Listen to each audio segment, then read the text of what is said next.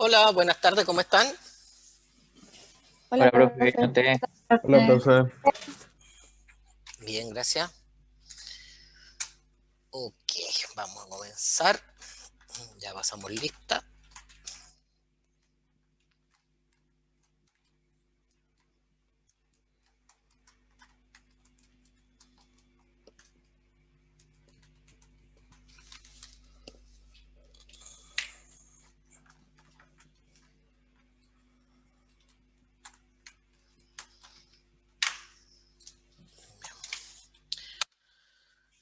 Ok, ¿alguna duda, chiquillos,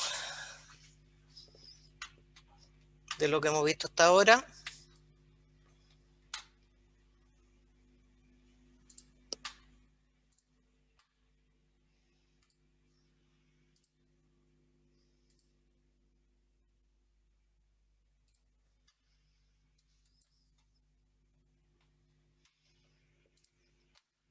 A mí no me quedó muy claro el proceso politrópico, profe. El proceso politrópico. Ok. Em, a ver, cuando nosotros hemos definido distintos procesos, siempre los procesos tienen alguna característica especial. Por ejemplo, cuando hablamos de un proceso isotérmico, significa que el proceso ocurre a temperatura constante. Cuando hablamos de un proceso isométrico, hablamos que un proceso a volumen constante. Y así cada uno de estos procesos tiene una característica que lo identifica.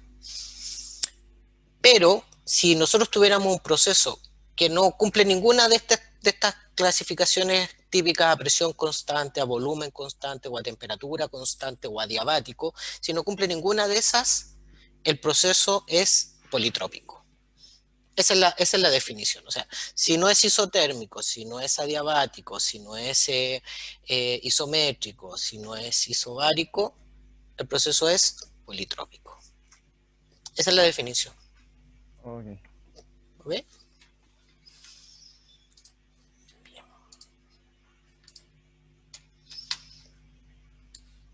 Ok.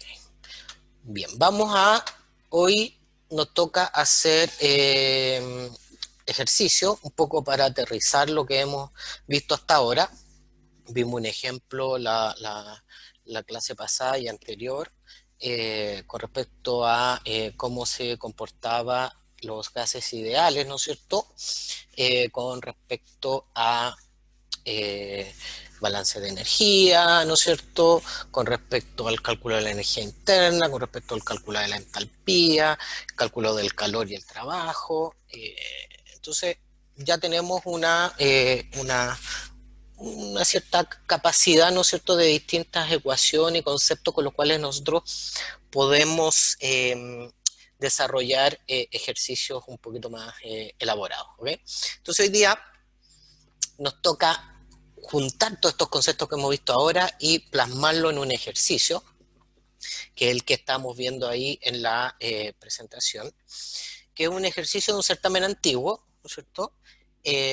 Bastante antiguo, diría yo. Este ejercicio debe tener por lo menos unos 5 o 6 años, pero es interesante para que ustedes vayan adquiriendo el tipo de ejercicios que nosotros vamos a resolver. Y que se van a dar cuenta que en realidad el problema no es tan complejo. O sea, hay que tener claros los conceptos, pero la resolución del problema en sí no es algo tan complejo. Pero sí, le insisto, tienen que tener clarísimo los conceptos. ¿Ok? Bien. ¿Ven bien la pregunta que aparece ahí? Sí, profe, claro.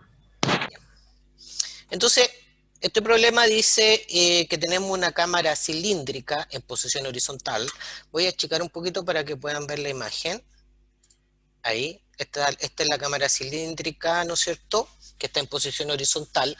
Al final, como una cámara cilíndrica en posición horizontal, el lado donde está el nitrógeno se comporta como un sistema cerrado, ¿no es cierto?, equivalente a un cilindro pistón. Y un extremo, que el extremo derecho, está abierta a la atmósfera. Esto está aislado térmicamente y el lado que está cerrado contiene nitrógeno. Aparecen las características del nitrógeno. el peso molecular es 28,01 y el C sub P del nitrógeno como gas ideal es 29,17 Joule partido por mol Kelvin. ¿Okay? Esto es retenido por un pistón móvil, ese pistón se puede mover, ¿no es cierto?, en el eje horizontal, y este pistón móvil tampoco conduce calor, también está aislado, según la figura. Al interior del cilindro se ha dispuesto un eje conectado a un motor eléctrico con el propósito de agitar el gas. ¿Okay? O sea, es un eje que va a agitar el gas. Al comienzo del proceso, el estado 1, el pistón es sostenido por topes. Esos topes, esas marquitas que aparecen aquí, ¿cierto? Son los topes del pistón. Y en ese minuto los parámetros volumétricos de nitrógeno son 60 grados Celsius, 1 bar y 0,01 metro cúbico. En ese minuto, el motor se pone en marcha entregando energía al nitrógeno. ¿Okay? Cuando han transcurrido 15 minutos, el motor ha entregado 5 por 10 a la menos 4 kilowatts. Y ahí se detiene. Cuando se detiene, el estado 2. Posteriormente, los topes son retirados, logrando expandir rápidamente el gas y con ello el retroceso del pistón. ¿Hasta dónde? Hasta el estado 3. Establezca la hipótesis y o simplificaciones que considere convenientes, enúnciela claramente, puede considerar R como 8,314 Joule mol Kelvin, ¿no es cierto? Y nos piden determinar varias cosas. Primero, la energía transferida al nitrógeno por trabajo de agitación realizado por el motor, en kilojoule. La temperatura del nitrógeno en el estado 2 en grados Celsius. El cambio de la entalpía del nitrógeno entre los estados 1 y 2 en kilojoule. El cambio de la energía interna del nitrógeno entre los estados 1 y 2 también en kilojoule, el trabajo de compresión expansión realizado o recibido por el nitrógeno entre las etapas 2 y 3 también en kilojoule, el cambio de la entalpía total del nitrógeno en el proceso 1 a 3 en kilojoule, y el trabajo de compresión expansión realizado o recibido por el aire atmosférico que rodea el cilindro en el proceso 1-3. ¿Ok?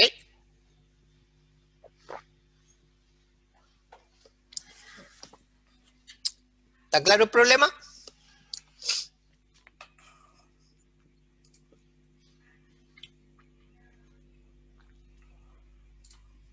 Entonces, vamos a desarrollar este problema.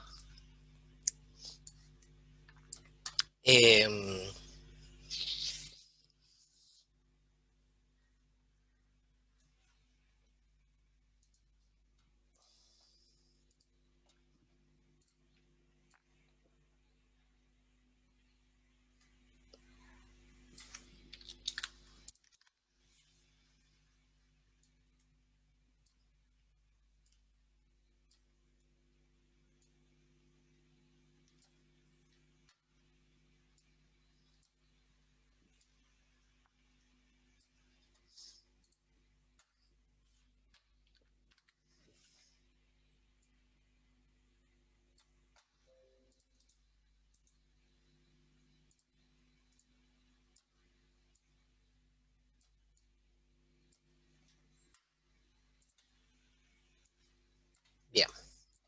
Entonces ahí tenemos el problema que estábamos leyendo. Se configuró un poco esta cosa.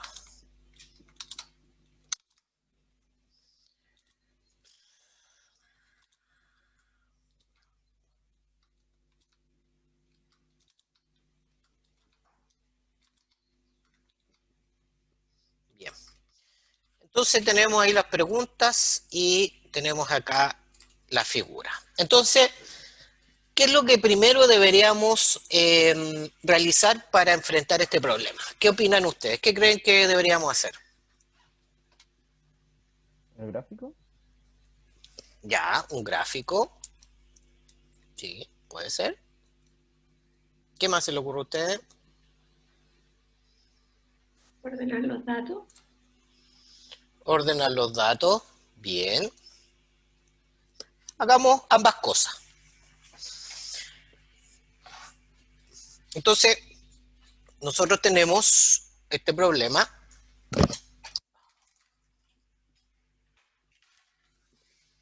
¿Y qué nos dice?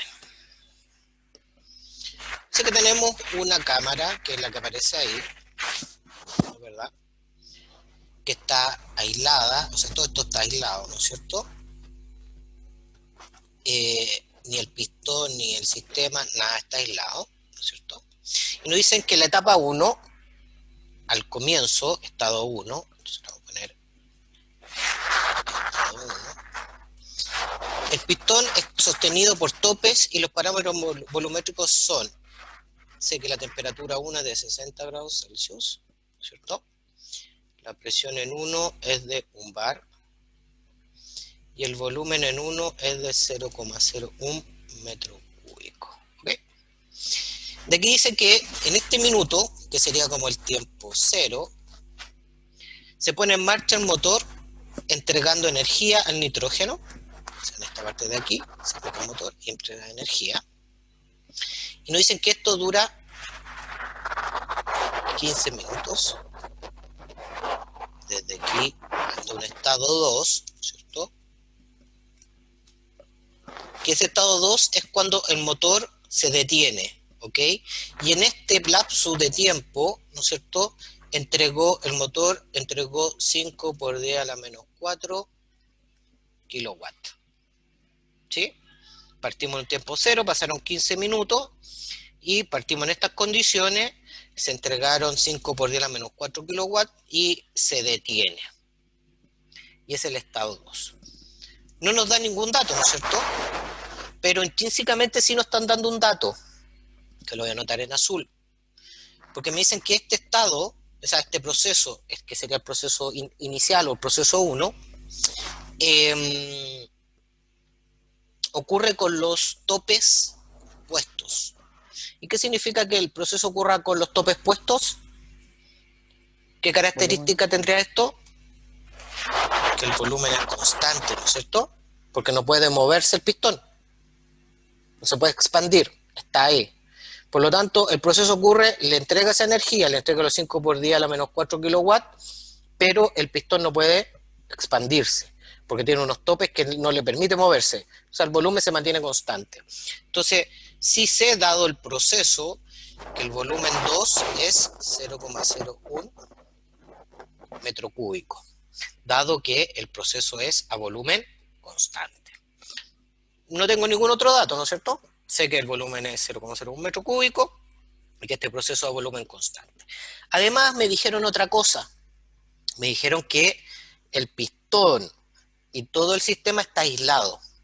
Por lo tanto, esto es a volumen constante y además, este proceso es adiabático. ¿Por qué? Porque Q vale 0. O sea, es un proceso a volumen constante y adiabático. ¿De acuerdo? Bien. Entonces ya tengo esos dos datos. Proceso volumen constante, adiabático. Conozco el volumen y sé que es un proceso adiabático. Después me dicen que del estado 2 al estado 3, ¿no es cierto? ¿Qué ocurre? Ocurre que aquí se retiran, ¿no es cierto? Se retiran los topes. ¿Sí? O sea, ¿qué significa? Y además nos dicen que se retiran los topes y que se expande rápidamente. Entonces se retiran los topes y este proceso es un proceso Irreversible. irreversible. Muy bien. ¿Ok? Entonces sé que este es un proceso irreversible que se expande rápidamente y con ello retrocede el pistón.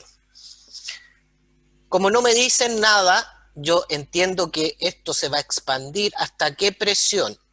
¿Cuándo va a dejar de expandir el pistón? Hasta que la presión sea igual a la atmosférica. Perfecto, por lo tanto, la presión en 3 es igual a la presión atmosférica. ¿Ok?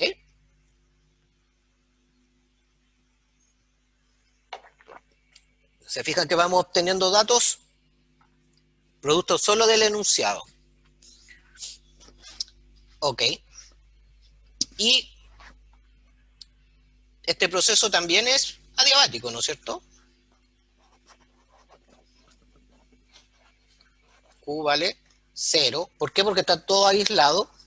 El sistema, como está todo aislado, perfectamente aislado, el nitrógeno no recibe calor ni cede calor hacia el alrededor, entonces su calor siempre es cero, tanto en la primera etapa del proceso como en la segunda etapa del proceso. ¿Ok? ¿Se entiende lo que está ocurriendo? Esto es súper importante. Antes de meter ecuaciones, antes de nada, hay que tener claro qué es lo que está ocurriendo, cuál es el proceso. En este caso, dos procesos. ¿Cuáles son esos dos procesos? El primero es un proceso a volumen constante adiabático y el segundo es un proceso irreversible de expansión adiabático. ¿De acuerdo? ¿Dudas? Este es el momento de las dudas.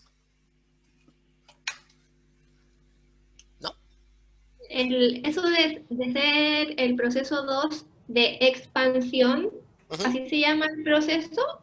Es como... Es una expansión porque, perdón, porque al sacar que en realidad yo estoy haciendo una inferencia lógica, que yo entiendo que si partí con una presión de 1 bar y le agregué energía a volumen constante, el estado 2, la presión en 2 debería ser mayor a 1 bar. Debería ser 1, algo, 2 o sobre 1. Por lo tanto, como la presión 3 es la presión atmosférica, yo sé que esto se va a expandir porque al momento que yo saque los topes, la presión adentro del gas va a ser mayor que la presión de afuera, entonces esto se va a expandir. Ya. ¿Ok? Porque uno a priori podría decir que podría ser una expansión o una compresión. ¿No es cierto? Si es que no conoce los datos. Pero mirándolo, yo puedo suponer de que ahí va a ocurrir una expansión. Ya. Bien. Entonces, ya tenemos claro los datos y tenemos claro, ¿no es cierto?, los dos procesos los cuales nos vemos enfrentados y que tenemos que solucionar. Entonces, lo primero que me piden es determinar la energía transferida en nitrógeno por trabajo de agitación realizado por el motor. Y eso es algo que ustedes a esta altura de su vida, no es por nada, pero a esta altura de su vida deberían ser capaces de resolver rápidamente.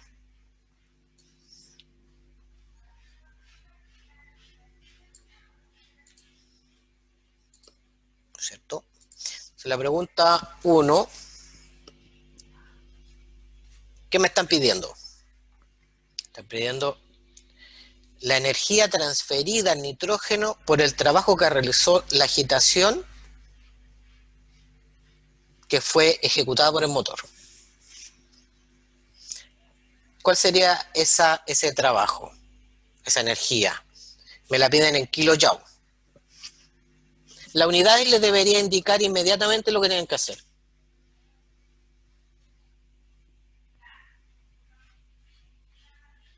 ¿Calcular el trabajo? ¿Cómo vamos a calcular ese trabajo? Que sabemos que potencia es el trabajo partido en el tiempo y tenemos el tiempo. Perfecto, muy bien. Entonces, como el trabajo, acuérdense que nosotros definimos que el trabajo como potencia lo debemos definir con trabajo con un puntito arriba, ¿no es cierto? Y eso es, en definitiva, eso es potencia. ¿Sí? Y eso es la energía partido por el tiempo. Y nos decían que la energía que se entregó total eran 5 por 10 a la menos 4 kilowatts, ¿no es cierto? Pero kilowatt, ¿a qué es igual? Kilojoules partido segundo. A kilojoule partido por segundo, ¿no es cierto? Y esto lo multiplicamos por los 15 minutos. Lo multiplicamos por 15 minutos, lo pasamos para segundos, esto sería 60 segundos por minuto, ¿no es cierto? Serían, este me dan los minutos, se me van los segundos y esto me queda en kilojoule. ¿Multiplica? Sí, claro. Ahí. ¿Está bien? Sí. 5 Pero por 10 a la ¿cómo menos se 4 tiempo? kilojoules partido por segundo, por 15 minutos, por 60 segundos partido por minuto. ¿Pero por qué no lo divide por el tiempo en vez de multiplicarlo? ¿Dónde? si es energía partido en tiempo, la energía son 5 por 10 a la menos 4 y el tiempo son 15 minutos. No, pero, perdón, esto no es igual, esto implica. Ah, Sorry. Porque aquí, ¿qué estamos buscando? trabajo. La energía, los joules. Los joules. De esto, a ver, para que no te queden dudas. Esto es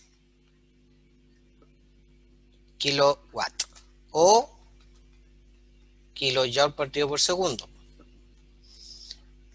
El E es kilojoule y el tiempo segundo.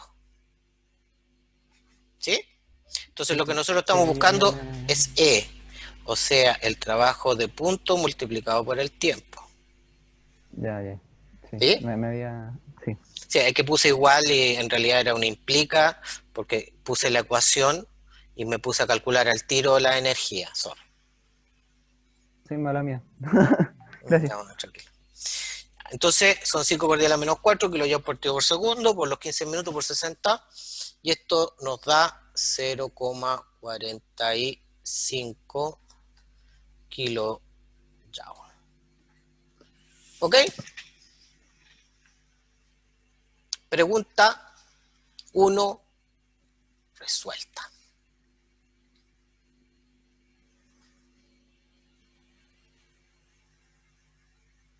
¿De acuerdo? ¿Duda?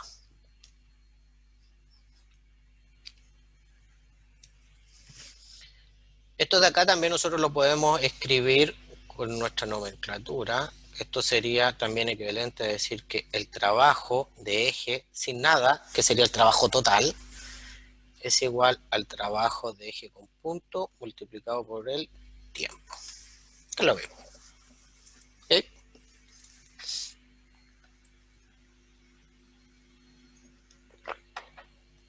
¿Alguna duda hasta aquí? ¿No? No, profe. Excelente. Bien. Ahora, la pregunta 2 me piden determinar la temperatura del nitrógeno en el estado 2. Y aquí ya entramos en conceptos de termodinámica. Primero, en esta primera etapa, sabemos que el proceso ocurrió a volumen constante. Ya vimos ahí que el volumen 1 es igual al volumen 2, que son 0,01 metros cúbicos. Como este es un sistema cerrado, y si yo realizo el balance de energía, ¿qué ocurre si hago el balance de energía? Hagamos el balance de energía. Notarlo con lápiz rojo. Pregunta 2. Voy a subir aquí un poquito. Ahí.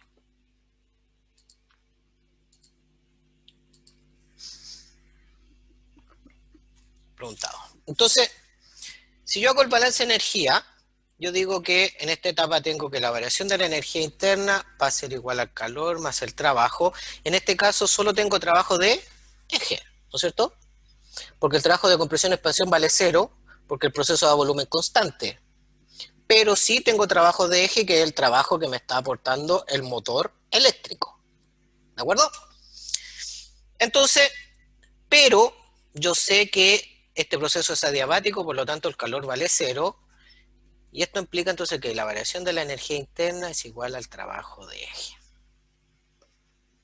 Perfecto. Ahora, yo sé que la variación de la energía interna aquí es igual a NCB delta T. Y eso va a ser igual al trabajo de eje. Pero el trabajo de eje ya lo conozco. ¿Conozco C sub B? Sí, me lo dan como dato en el enunciado. Me dan el C sub P, pero puedo calcular el C sub B, ¿no es cierto? Con la relación de los C sub B y C sub P por la ecuación de K ideal.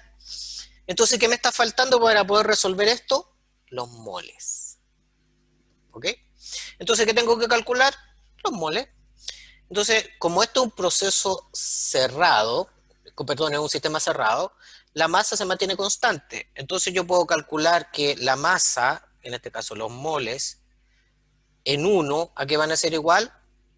A P1 por B1 partido por R y por T1. Y esos moles se van a mantener constantes en todo el proceso. No va a cambiar la masa porque este es un sistema cerrado. P1, 1 por 10 a la 5 pascales. El volumen 1 es 0,01 metro cúbico.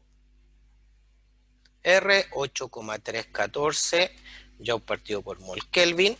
Y la temperatura 1 son 60 más 273 Kelvin. Ok, se me van los Kelvin. El pascal con el metro cúbico partido por metro cúbico se va con el mol, se va con el Joule. Y esto me queda en mol. Perfecto.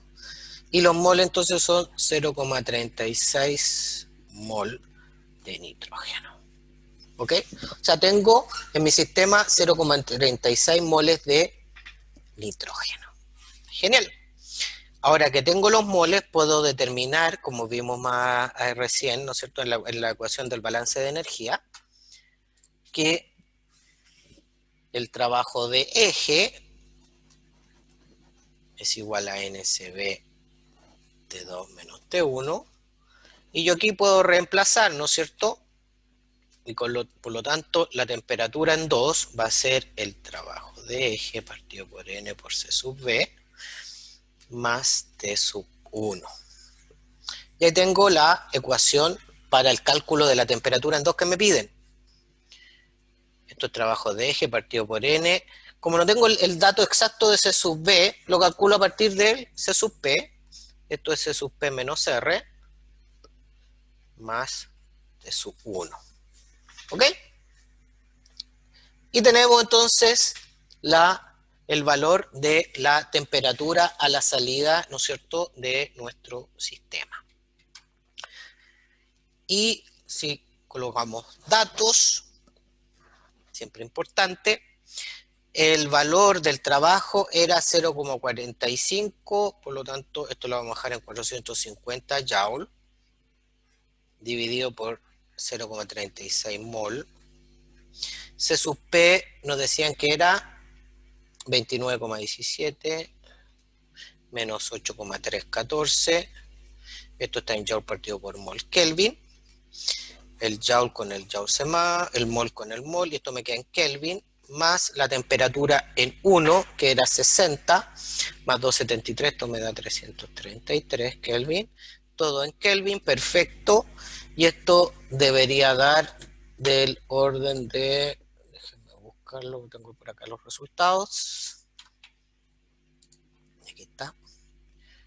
393 Kelvin. Y tenemos la respuesta a la pregunta número 2. ¿Duda, muchachos?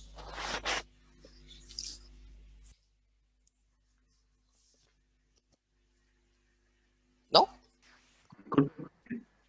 Maximiliano, cuéntame. ¿Qué fue lo que escribió al lado de los moles, abajo? ¿Eh? ¿Dónde, perdón? El 29,17 menos 8,314. ¿Sí? Ah, el CB es CP menos R. Sí. Aquí esto está acá, pues.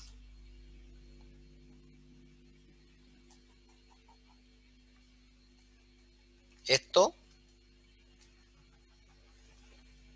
es eso. ¿Sí? C sub P menos R. Que es equivalente a decir C sub B. ¿Sí? Con las relaciones de las capacidades caloríficas.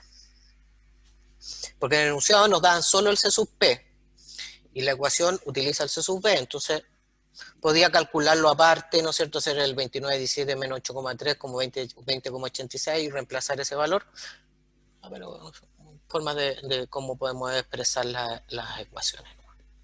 ¿Ok? ¿Sí? ¿Claro?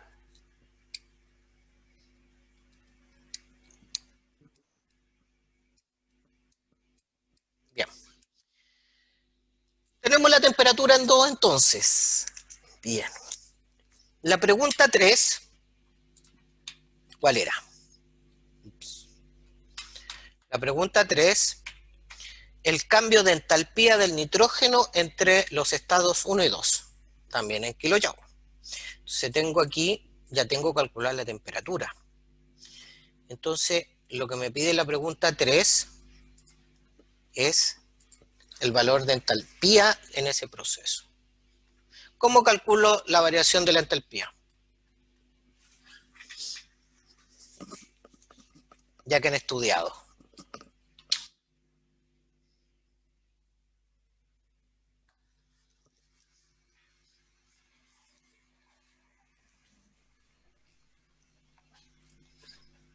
¿A Me qué la sería juego por igual? un 0. ¿Perdón?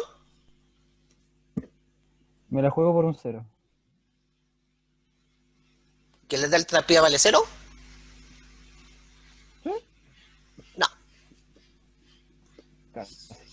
Con la energía interna más el trabajo. No.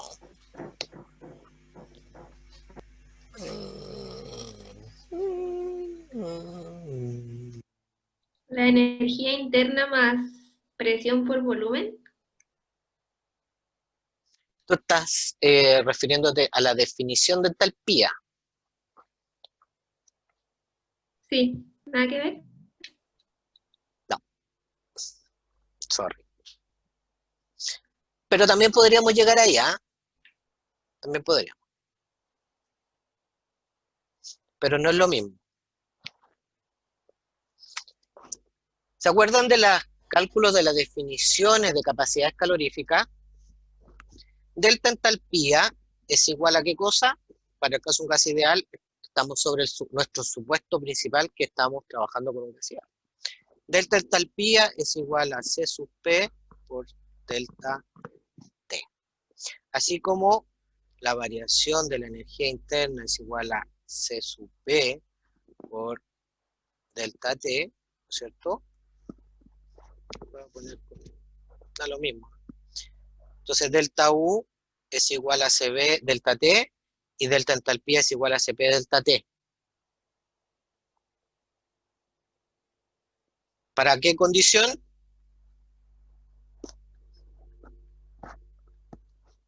Casi ideal. ¿Se acuerdan? Entonces, delta U va a ser igual a CB delta T para un gas ideal o si el proceso es a volumen constante. En realidad, que el volumen 1 sea igual al volumen 2. Y la delta entalpía es igual a CP delta T si es un gas ideal o si la presión 1 es igual a la presión en 2. ¿De acuerdo? Bien, entonces esto en realidad es N por el C sub P. Entonces tenemos los moles que son 0,36 mol por el C sub P que es 29,17 joule partido por mol Kelvin, por la temperatura en 2 que ya la calculamos que es 393 menos la temperatura en 1 que es 333 Kelvin mol. Esto me queda en joule y después lo podemos convertir en kilojoule.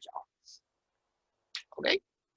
Y esto, déjenme buscar el resultado.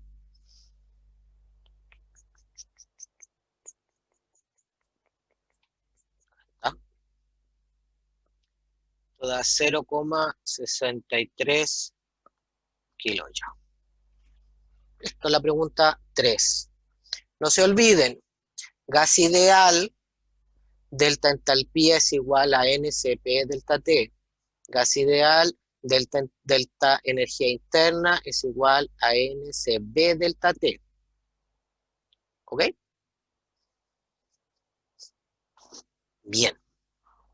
Entonces tengo pregunta 1, 2 y 3. Lista. ¿Alguna duda?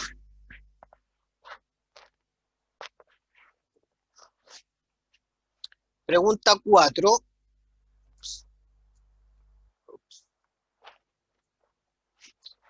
Cambio de energía interna del nitrógeno entre los estados 1 y 2. Esa es una pregunta capciosa. ¿O no?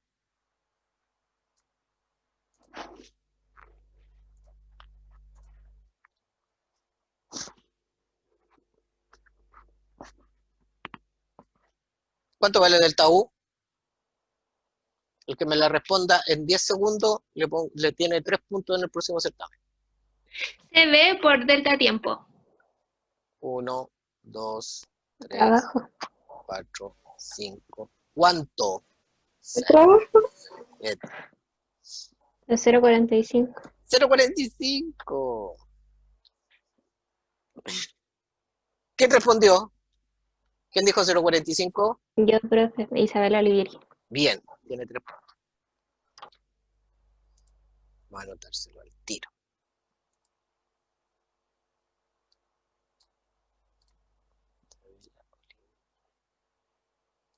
Tres puntos. Bien. Estamos anotados ahí. Son 0,45, ¿no es cierto? Porque efectivamente la variación de la energía interna es igual al trabajo por el balance que hicimos al principio. Este balance que tenemos acá, delta U, es igual al trabajo de eje. Y el trabajo de eje nos dio 0,45. Por lo tanto, la variación de la energía interna era 0,45. ¿Ven? Esa era la pregunta fácil. Después la pregunta 5 nos dice trabajo de compresión, expansión realizado o recibido por el nitrógeno en la etapa 2-3. En la etapa 1-2 ya tenemos todo claro, ¿no es cierto? Sabemos cuánto vale la energía interna, sabemos cuánto vale la entalpía, sabemos cuál es el trabajo, sabemos cuáles son la temperatura, sabemos todo. ¿Ok? Entonces ahora ya pasamos a la etapa 2-3 y nos piden determinar el trabajo de compresión, expansión realizado o recibido por el nitrógeno. ¿Ok?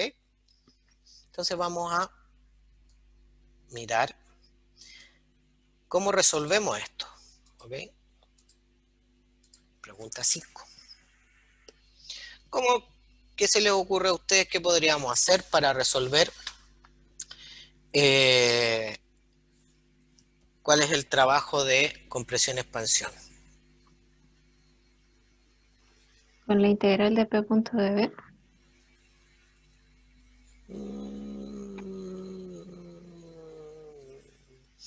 Primero, ¿el proceso es reversible o irreversible?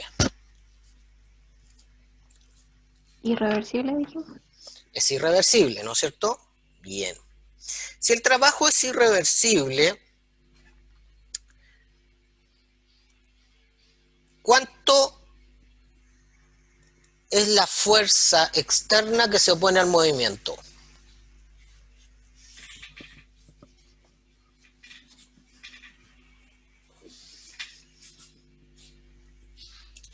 La atmosférica más el peso del pistón. Bueno, ¿Sí? Eso mirado del punto de vista del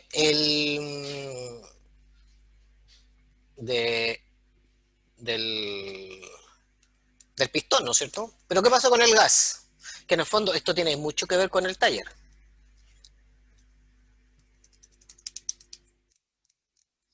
Es un proceso irreversible.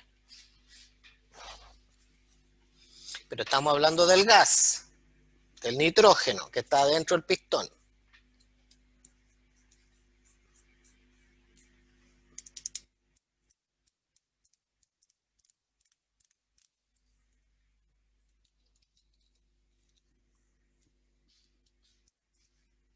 ¿No? El trabajo de compresión-expansión, ¿no es cierto? En este caso que es un proceso irreversible, va a ser igual a ¿qué cosa? A menos la presión externa. ¿Y cuál es la presión externa? La presión atmosférica, ¿no es cierto? Entonces esto va a ser igual a menos la presión atmosférica por delta V, es decir, V3 menos V2. Pero, profe, como lo que habíamos hablado en la clase anterior, no habíamos hablado de que el gas, aunque se moviera de forma rápida, era una integral porque variaba en el tiempo y había que ocupar la integral igual de, como igual que si fuera un reversible. Eso había entendido yo por lo menos, ¿no? No, me parece que no nos entendimos bien. Espérate.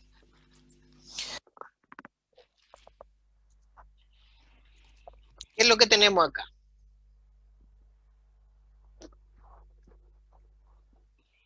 Lo voy a dibujar así porque siempre lo hemos trabajado de esa manera hasta ahora, entonces no voy a poner el ejemplo con el pistón para el otro lado, ¿ok?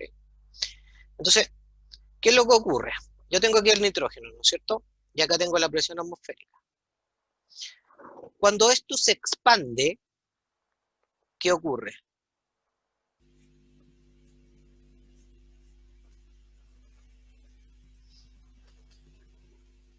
Esto se expande de una presión 2 hasta una presión, que esta es la presión atmosférica del gas, aquí adentro, ¿no es cierto? El nitrógeno. Va a ir desde la presión 2 hasta la presión atmosférica. Obviamente que la presión 2 es mayor que la presión atmosférica. Entonces, ¿qué ocurre? Este delta Z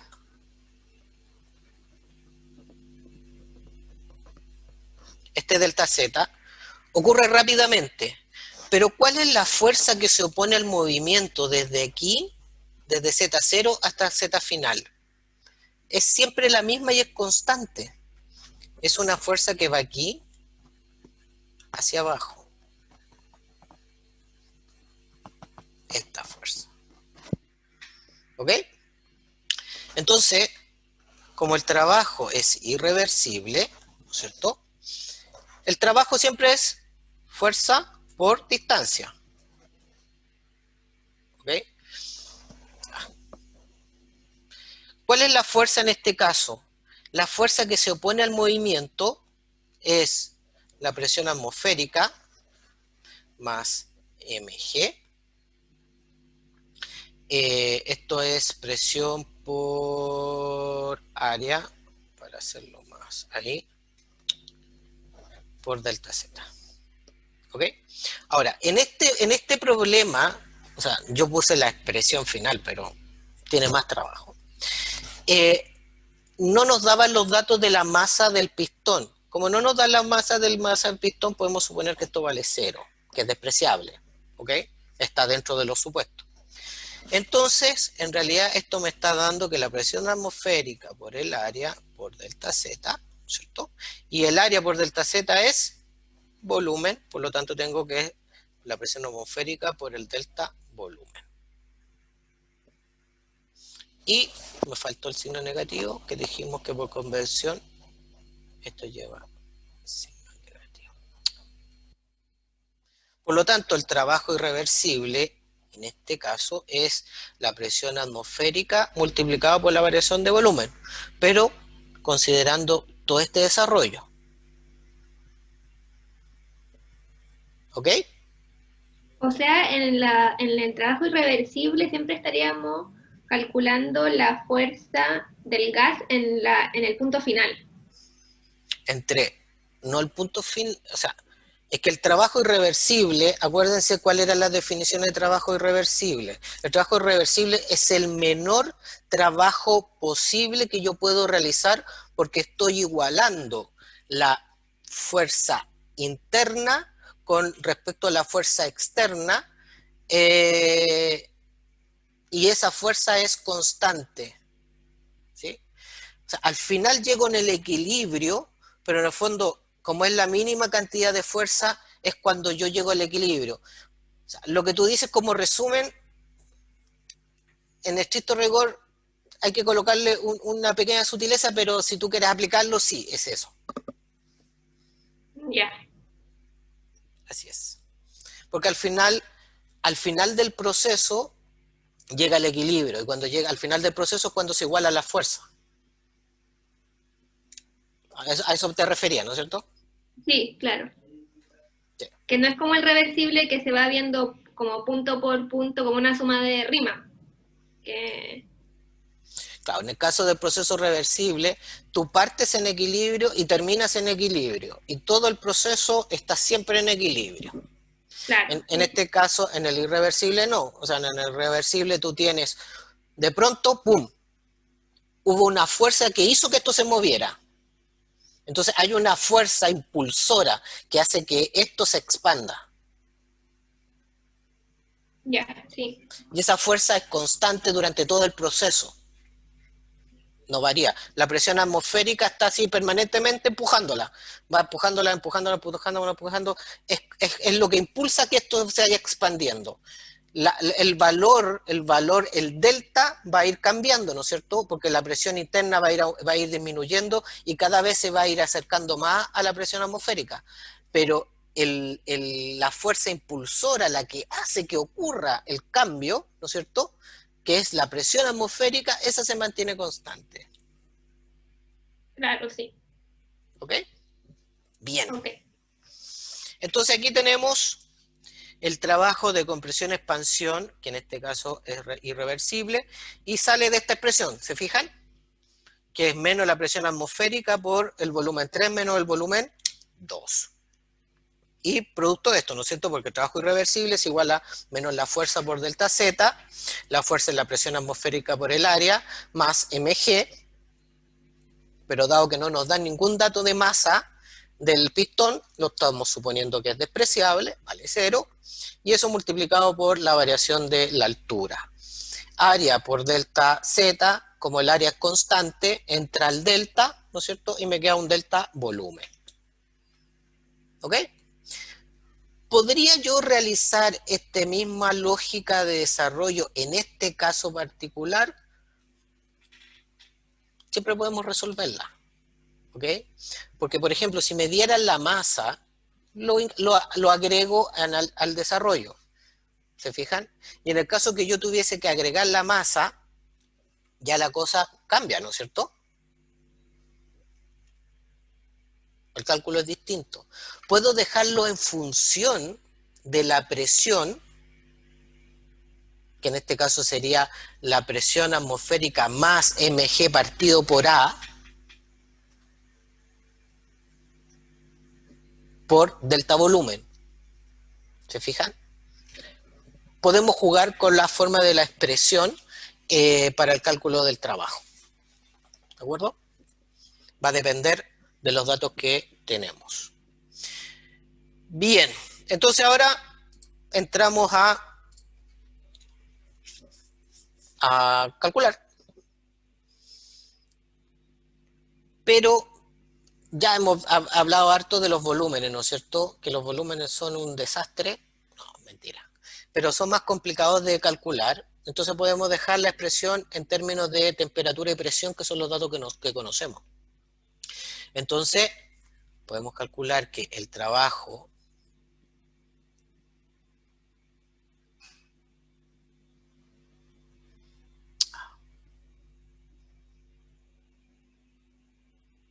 el volumen 3, aquí es igual nRT3 partido por P3, y el volumen en 2 es nRT2 partido por P2, ¿sí? Aquí, si ustedes se fijan, el volumen 2 yo lo conozco, los moles son siempre constantes, la R es una constante.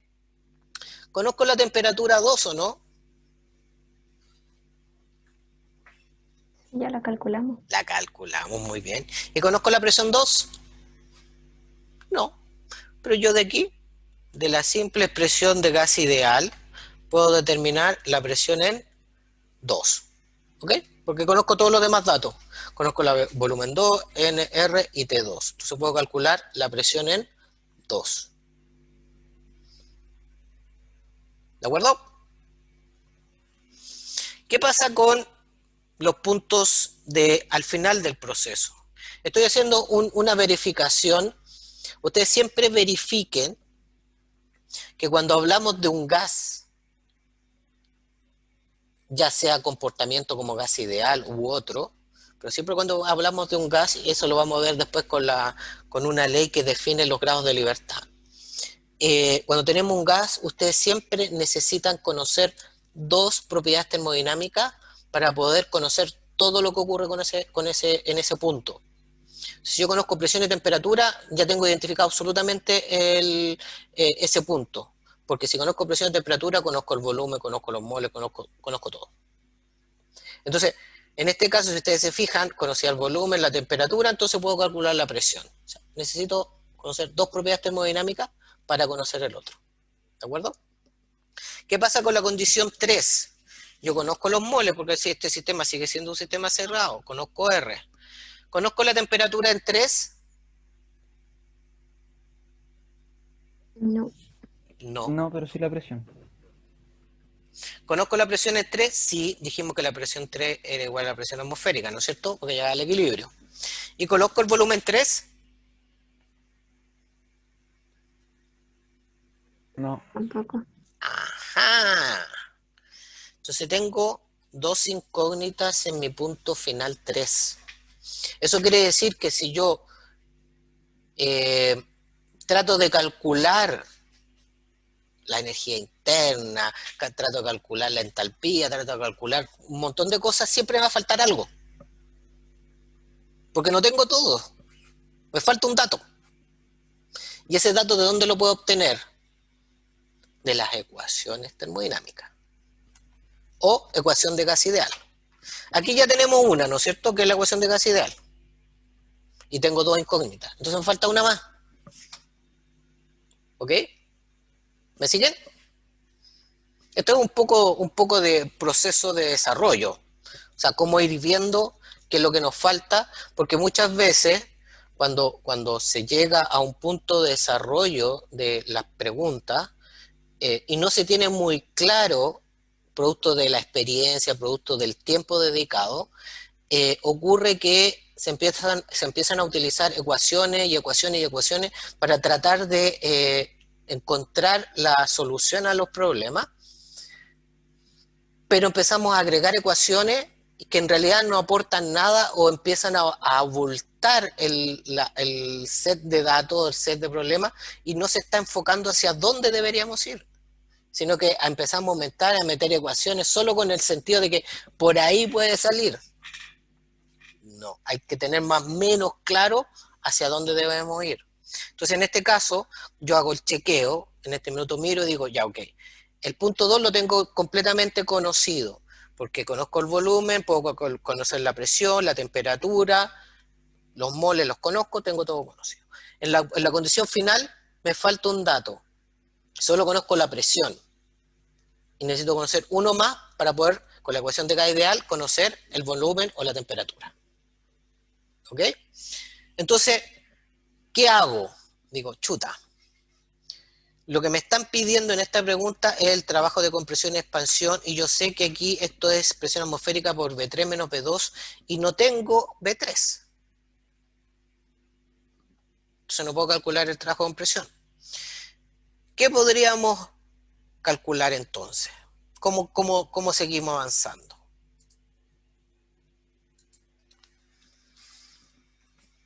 Balance de energía. En nuestra primera ecuación, lo primero que tenemos, nos falta un dato, veamos qué ocurre con el balance de energía. No hemos realizado el balance de energía, ¿no es cierto? ¿Cuál es el balance de energía acá? Delta U es igual al calor más el trabajo. Proceso diabático, el calor vale 0.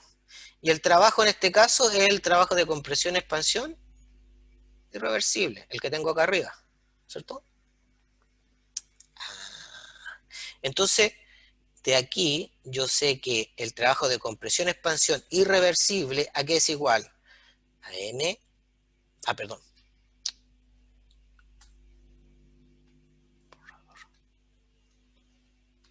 El trabajo de compresión dijimos que era menos la presión atmosférica por V3 menos V2. ¿Y esto a qué debería ser igual? A la variación de la energía interna. Pero la variación de la energía interna, ¿qué es igual? CV delta T. CV T3 menos T2. interesante. T2 lo conozco, perdón, T2 lo conozco, ¿no es cierto? Perfecto. C sub B también lo conozco. B2 lo conozco. La presión atmosférica la conozco.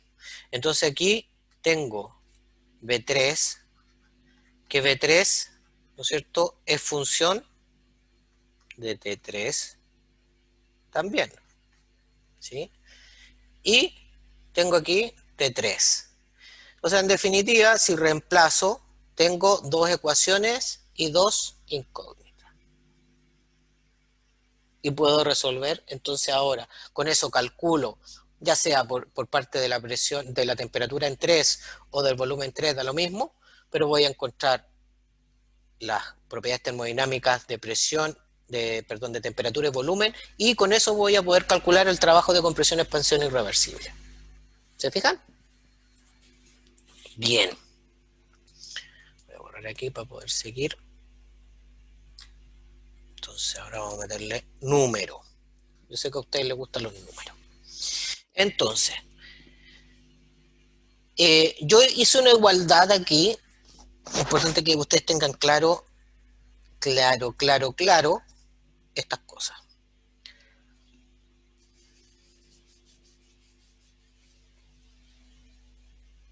¿Qué unidades tengo acá y qué unidades tengo acá?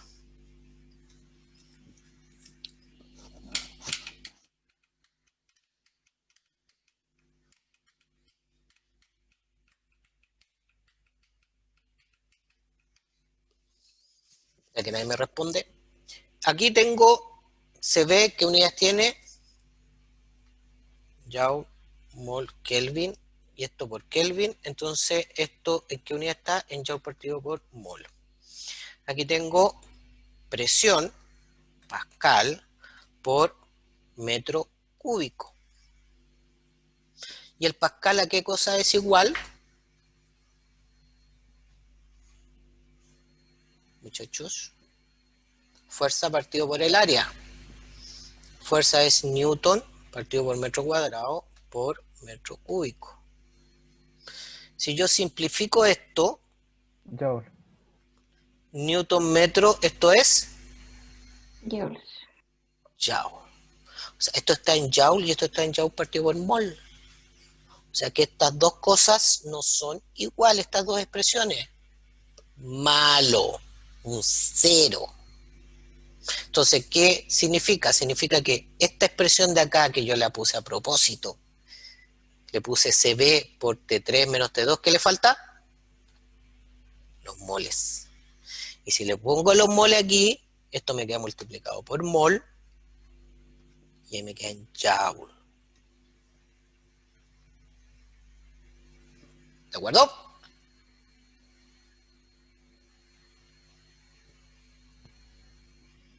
¿No se le podía poner gorrito a la presión atmosférica? La presión atmosférica no tiene gorrito. Ah, ya. La presión atmosférica es una propiedad intensiva por sí misma propiamente sí. Igual tampoco la temperatura. No dependen de la masa. Ah, ya, ya. Ni la presión, ni la temperatura, ¿se acuerdan? Ni la densidad. Todas ellas son propiedades termodinámicas intensivas y que por su propia naturaleza son intensivas. Entonces no tiene sentido, conceptualmente no tiene ningún sentido dividirla por la masa. ¿Ok? Porque no dependen de la masa. Bien. Entonces, ojo con eso, ¿ya? Entonces ahí sí, ahí cumple, me queda en mol, en Joule, perdón, y acá también me queda en Joule. Y yo ahora puedo reemplazar, ¿no es cierto? Voy a bajar un poquito.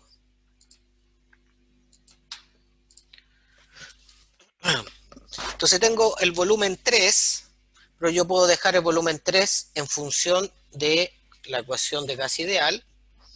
Esto me quedaría menos la presión atmosférica por V sub 3, que sería P3, partido por ¿qué estoy haciendo?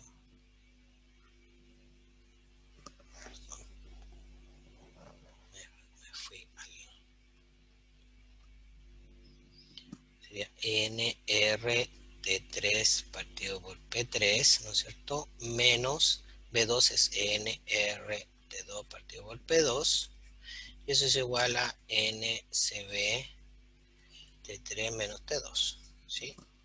Entonces yo aquí saco NR por la presión atmosférica menos T3 partido por P3 menos T2 partido por P2 es igual a NCB por T3 menos T2, ¿sí?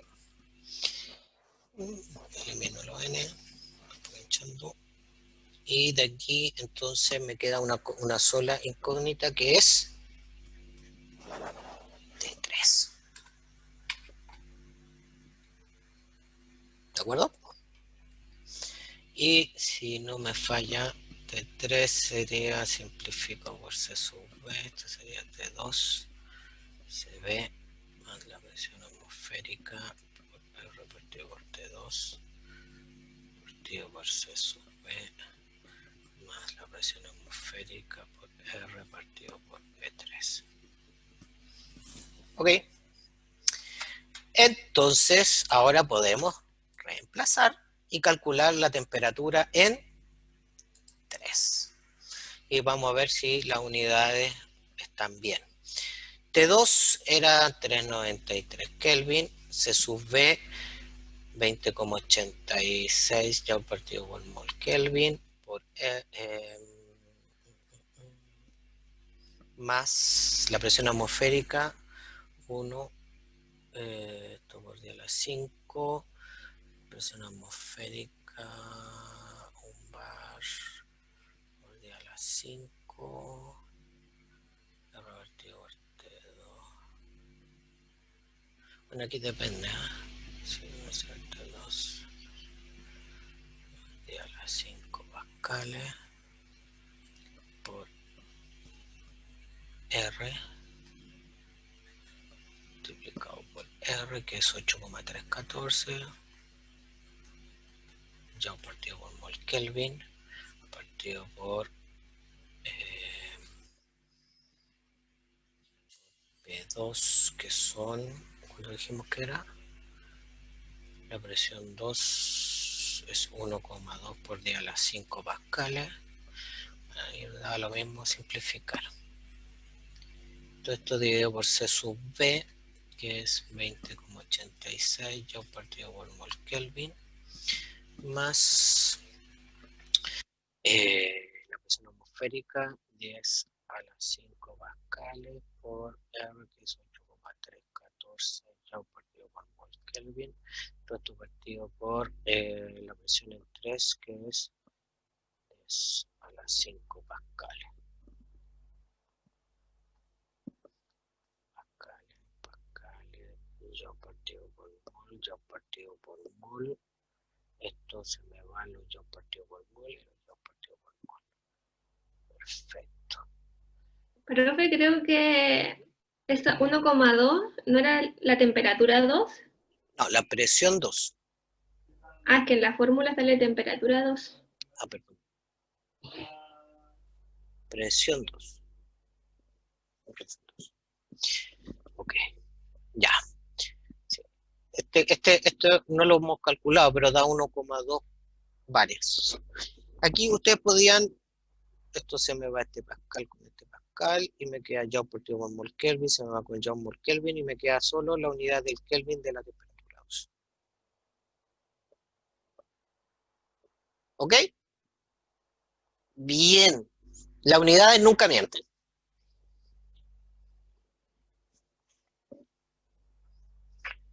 Perfecto. Entonces esto me da en Kelvin. Y la temperatura en 3, entonces da 374 Kelvin. Y ahora que tengo la temperatura en 3, puedo calcular el trabajo de compresión, expansión irreversible, porque me faltaba el volumen, y con la temperatura en 3 puedo calcular el volumen.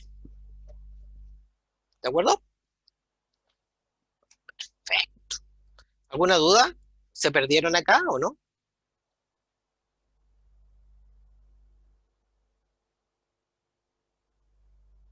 Un poco, pero Igual se entiende.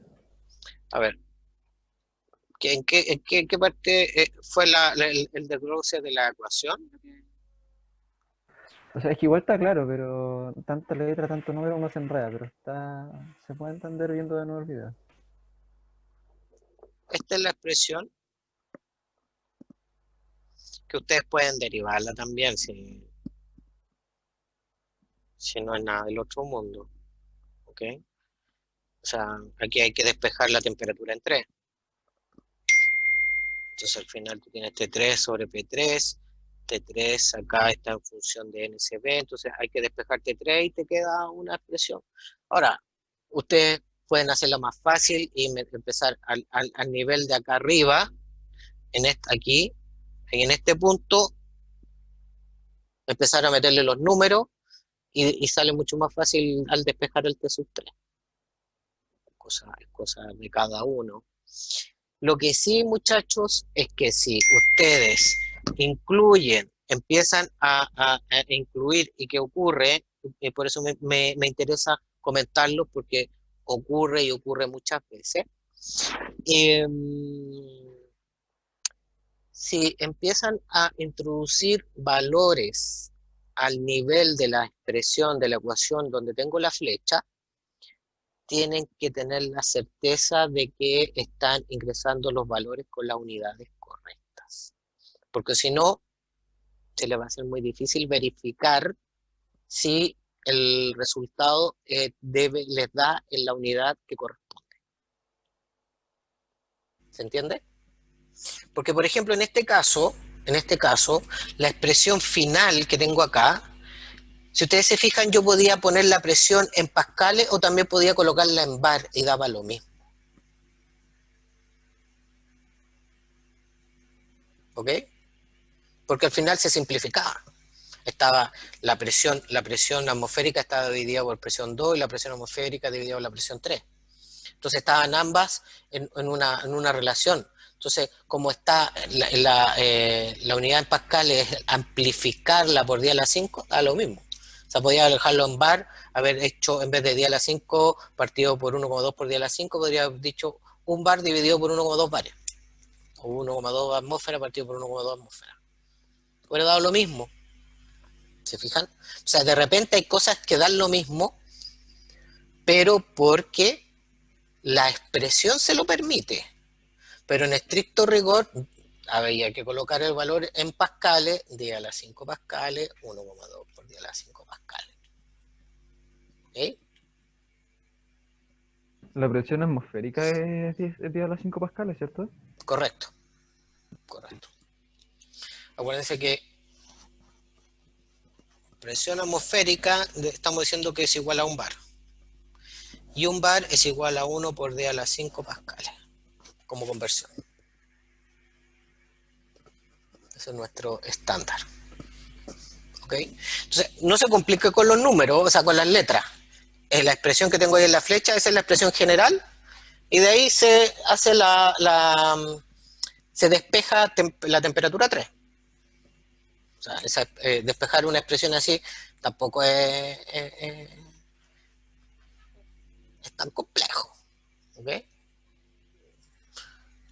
Yo creo que todos ustedes ya están en tercer año. Todos pueden despejar una expresión, una ecuación de una incógnita. En términos, es de una incógnita con fracciones, pero no es mucho más complejo. Y si simplifican y se calculan, le meten números, va a quedar un polinomio. O sea, no es ninguna del otro mundo. Entonces ahí se puede despejar la temperatura en 3, ¿ok? No me quiero quedar pegado en la expresión del despejar una ecuación que es un polinomio. ¿De acuerdo? Bien, entonces podemos calcular y ya tenemos la temperatura en 3, por lo tanto podemos calcular el trabajo, porque con la temperatura en 3 puedo calcular el volumen en 3, ¿no es cierto? El volumen en 3 aquí es igual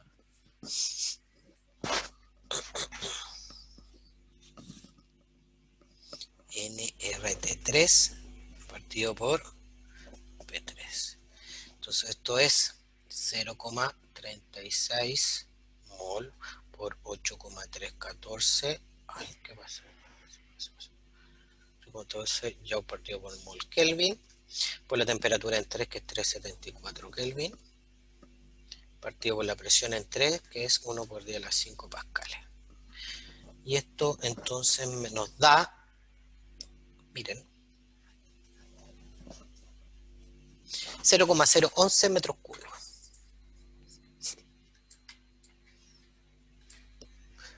La expansión, producto de agregarle ese trabajo con el motor durante 15 minutos,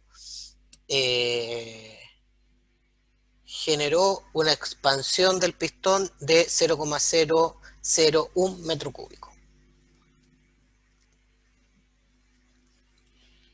Poco, ¿eh?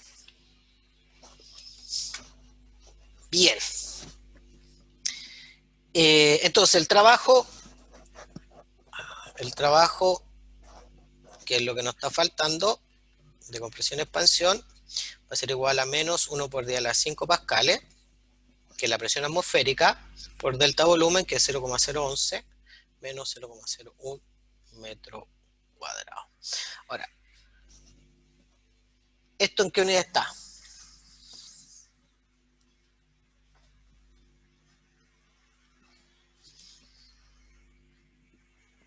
En joules. En Joule, muy bien. Y me pedían esto en kilojoule.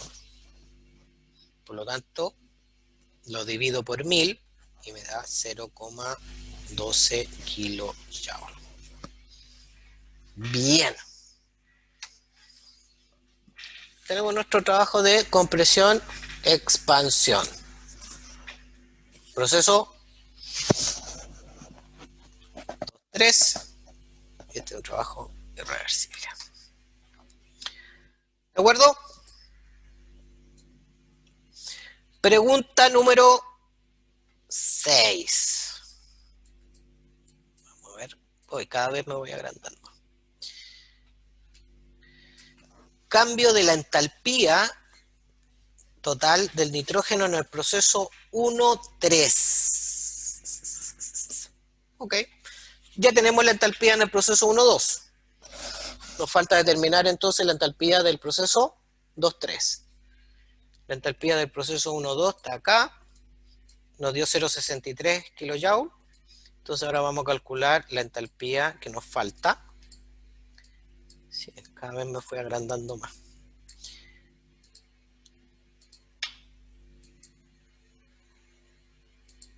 Pregunta 7, ¿cierto? Delta entalpía entonces va a ser igual a qué cosa. 6. Perdón. Muchas gracias. Pregunta 6. Delta entalpía entonces, yo también podría calcular la delta entalpía 1,3 y decir que NCP T3 menos T1. ¿Sí? O podría calcular delta entalpía 1,3 como el delta entalpía 1,2 más el delta entalpía 2,3, y el delta entalpía 1,2 ya lo calculé, ¿no es cierto? Más el delta entalpía 2,3, que sería NCP T3 menos T2. Profe, pero ahí la presión no sería la misma, ¿no? ¿Sí? De 1 a 3. ¿No? La presión atmosférica sí, pero la del gas no. ¿No? ¿Y se puede ocupar la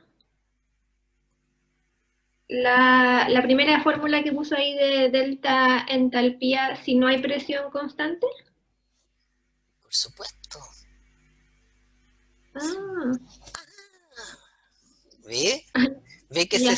ve que se le olvidó algo que dije al principio del ejercicio? No, pero es que, mira, estoy segura que puso... Aquí, ¿qué puse aquí?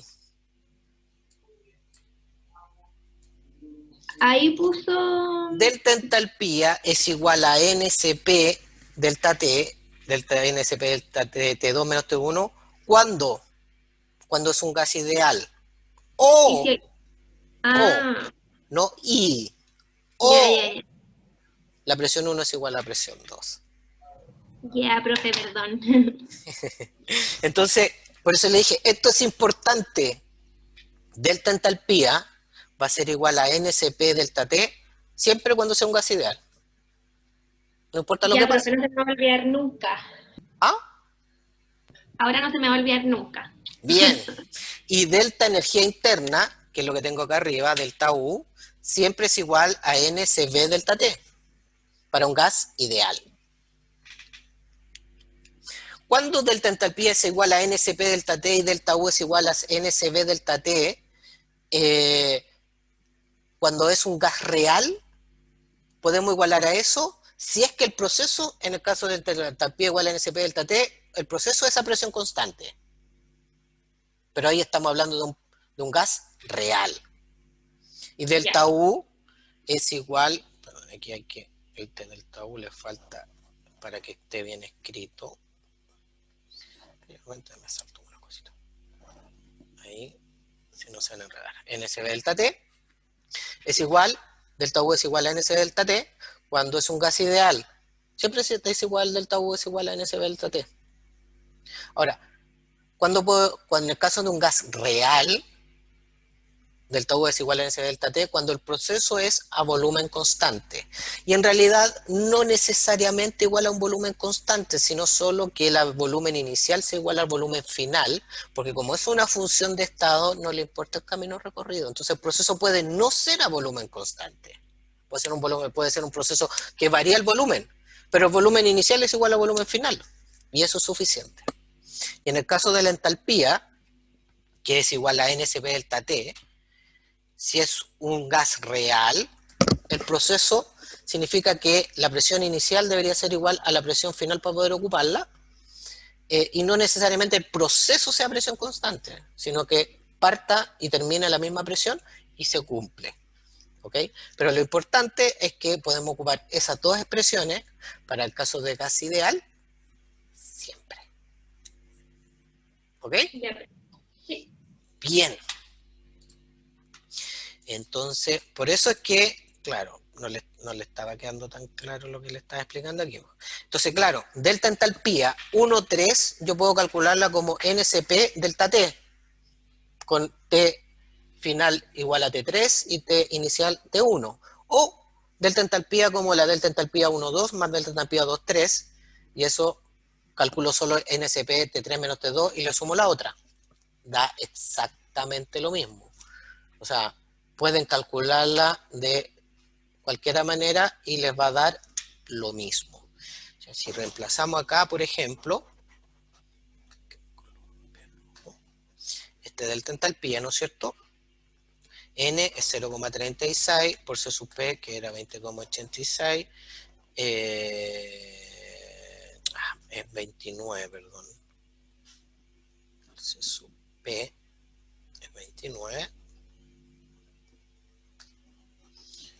Esto es mol por 29,17 joule partido por mol Kelvin, por T3, que son 374, menos T1, que era 333 Kelvin. Esto es Kelvin, esto es mol, esto me queda en joule. Lo divido por 1000 para que me quede en kilojoule. Y esto es 0,43 kilojoule. ¿Ok? Ahí lo calculé como un todo, como NCP T3 menos T1. Podría haberlo calculado de la otra manera, pero eso me significaba hacer un paso adicional. Yo tenía que calcular el NCP delta T, T3 menos T2, y después a ese resultado sumarle el otro resultado. ¿Para qué? Si al final da lo mismo. Bien, sigamos. Ya estamos terminando. Nos faltan dos preguntas. La pregunta 7 nos piden determinar la variación de la energía interna, delta U, ¿no es cierto?, entre 1 y 3. O sea, lo mismo que me estaban pidiendo ahora en entalpía, me lo están pidiendo en la energía interna. Y como ya nos quedó claro, ¿no es cierto?, delta U, ¿a qué va a ser igual? A NCV T3 menos T1, para la variación de energía entre 1 y 3. Y acá reemplazamos nomás. 0,36 mol, C sub B es 20,86 joule partido por mol Kelvin, por delta temperatura, que es 374 menos 333, Kelvin, se me va, mol, se me va, esto me queda en joule, entonces lo tengo que dividir por 1000 para que me quede en kilojoule, 0,31 kilojoule. Perfecto. Y la última pregunta, y con esto terminamos el problema. Voy a subir. La última pregunta es calcular el trabajo de compresión-expansión realizado o recibido por el aire que rodea el cilindro en el proceso 1-3. ¿Cuánto sería?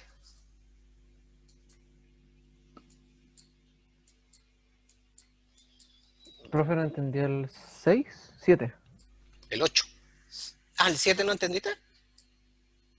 No, me perdí, no caché. ¿Qué hicimos de distinto? Estamos calculando, la pregunta 7 es calcular la variación de la energía interna entre 1 y 3. Eso es lo que Ya. calculamos ahí. Y la variación de la energía interna es NCV delta T. Ah, se ve, ya, perdón, es que no entendía por qué nos daba distinto si estábamos usando lo mismo, pero no era lo mismo, No, si era pues no es CP lo y mismo. CP. Ya, lo siento. ¿Ok? Y la pregunta final, ¿cuál sería el trabajo de la presión atmosférica del aire? La variación de la energía. No. ¿Cuál es el trabajo de compresión del aire?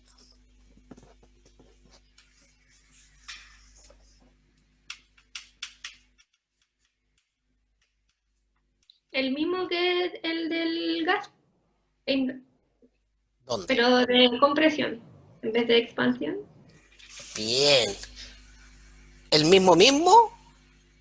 Con signo contrario. Exacto. Esto es igual a menos el trabajo de compresión-expansión del nitrógeno.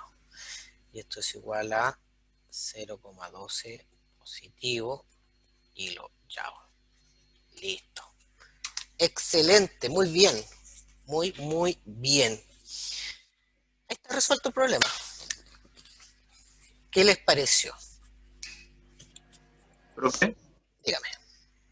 en la 7, la variación de 1 a 3 puede ser igual la suma de 1 a 2 y de 2 a 3. ¿Sí? Me estás preguntando por la energía interna y la entalpía, ¿no es cierto? ¿Sí? Que si se puede calcular igual de forma que lo había hecho, como había mostrado en la 6. Sí. Ah, ya, gracias. Profe, ¿no es 0,012? A ver. Veamos. ¿No? 0,12. Error mío, entonces, profe, gracias. Ok. O a lo mejor lo tengo malo yo. Lo voy a revisar. Bien. A la pregunta de su compañero. Fíjense que estoy volviendo a la pregunta, que si se podía hacer lo mismo. Fíjense que si yo tomo delta U igual a delta U 1,2 más delta U 2,3, esto sería igual a NCB T2 menos T1 más NCB T3 menos T2, ¿sí? Y el NCB y el NCB son los mismos, porque es un sistema cerrado. Y estamos considerando el CB constante. Por lo tanto, esto es lo mismo que NCB por T2 menos T1 más T3 menos T2. El T3, y esto entonces me da que esto es igual a NCB por T3 menos T1. A la pregunta de su compañero, es exactamente lo mismo. Y en el caso de la entalpía ocurre lo mismo. ¿Ok? Entonces puedo calcular parcializado, sumado, la variación de energía interna del tramo 1 más la energía interna del tramo 2, o la variación de la entalpía en el tramo 1 más la variación de la entalpía en el tramo 2. Podemos calcularlo de las dos maneras y no hay problema. ¿De acuerdo? Bien. ¿Alguna duda, muchachos? Ya se nos acerca el certamen. ¿Usted sube certámenes a aula? ¿De casualidad? No. Vamos a subirlo inmediatamente. Vamos a subirlo entre hoy día y mañana. Vamos a tener subidos los certámenes antiguos para que puedan ejercitarse. ¿Ok? Gracias, profe. No hay problema. Ya pues muchachos, si no hay más dudas, espero que les haya quedado claro. Este es un ejercicio relativamente de los ejercicios normalmente que se les llaman largos. Pero si ustedes se fijan, no, ocupamos mucho tiempo en explicar y todo lo demás, pero, o sea, este ejercicio, entendiendo los conceptos, teniéndolo claro, no era tan complejo, y un ejercicio, entre comillas, largo, podemos desarrollarlo en forma rápida, 20 minutos, 25 minutos, podríamos tenerlo resuelto. ¿Okay? Un ejercicio de este tipo. Bien, ya que no hay ninguna otra duda, que tengan un buen resto de semana, estudien, ya se nos viene el 14, no me recuerdo exactamente, pero ya se nos viene acercando el certamen 1, así que aprovechen de estudiar para que si tienen duda le saquen el jugo al ayudante y al profesor, cosa que no tengan ninguna duda al momento de desarrollar su prueba, ¿ok? Bien, muchachos.